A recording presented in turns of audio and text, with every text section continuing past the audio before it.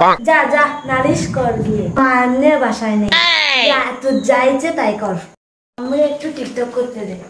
এই তো ঠিক বলছে, মা তো বাসায় নেই। আমি কি করি, আইডিয়া, মেন সিস্টেম বন্ধ করে দিই, তারপর দিদা টিকটক করতে পারবে না। সিস্টেম বন্ধ করে দিয়েছি, এবার দিদি টিকটক করা বন্ধ হয়ে যাবে।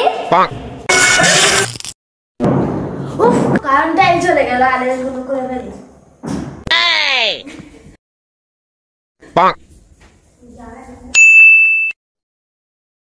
তো বাথরুমে চলে গেল মেকআপ গুলো ধুতে, এবার নিশ্চয় আমাকে হাতে নিয়ে যাবে।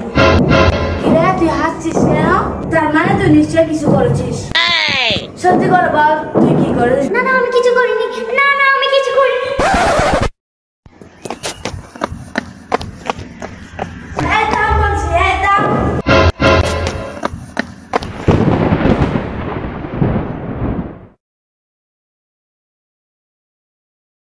দিদি আমি তো তোর ক্ষতি করেছি, তুই কেন আমায় বাঁচাবি? বল না দিদি, বল না, শিগগিরই বল না। সত্য হলো তুই আমার ছোট বোন, কেন বাঁচিয়ে কাকে বাঁচাবো? তুই যেহেতু চুরি করছিস তাহলে চল। তুই সত্যি বলছিস? তুই আমি মেলাতে নিয়ে যাবি? মেলাই যাও, মেলাই যাও। উফ, তোর খুবই তো কিছু ক্লান্ত হয়ে গেলাম। না পিটি, কোথায় তোমরা? আমাকে এক ক্লাস জল দাও। আরে মেয়েগুলো কোথায়? এত করে ডাকছি তাও আসতেছে না। অনেকদিন হচ্ছে কেউ উপর বিষ প্রয়োগ করতে পারছি না।